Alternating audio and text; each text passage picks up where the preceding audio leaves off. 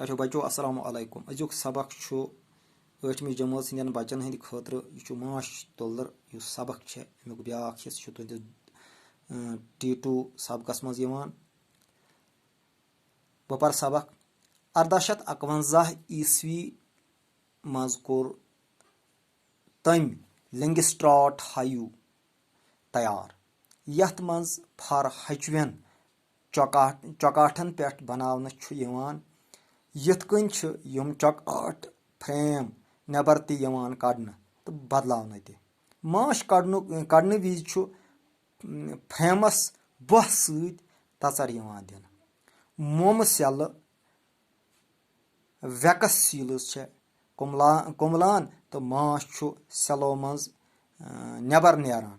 खाली फ्रेम बे हाइवस मज भरन यथ कन तुल्दर हुरेमान मेहनत तो माश के खसार नश बचान सबक अजुक यथ मज कह सवाल लफ्ज आमुत हायू हायू हायू साइनसी नाव किन माश गनस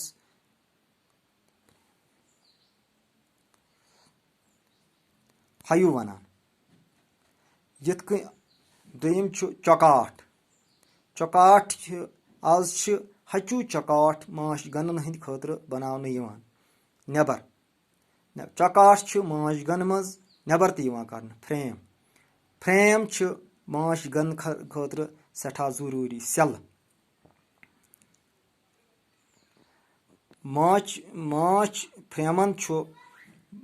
वुशनेर दिथ बह दिथ माश सेलन बह दिथ माश नबर कड़न हुरेमान माश इंसान पन्नस मसरफस लागान खसार जदीद उसूलो मुताबिक माश कड़न माश तुल्दर खसार नश बचान बे कह सवाल अत आमुत माश तुल्दरन बापत क्या आव 1851 ईस्वी मज तैयार कर 1800 ईस्वी मज आव लिंगस्ट्राट हायू माश तुल्दरन बापत तैयार कर माश कड़न विज क्या नव तरीक मुताबिक कर नव तरीक मुताबिक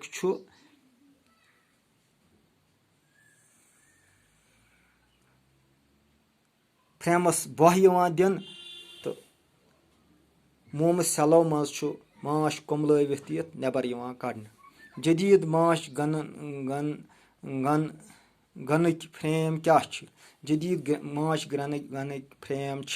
हचू आसान माश क्या सानि खतर सठा जरूरी सठा रुत गजा या यह अन वारियाहन दादन हंद दवा यह ब्या सबक वसलाम।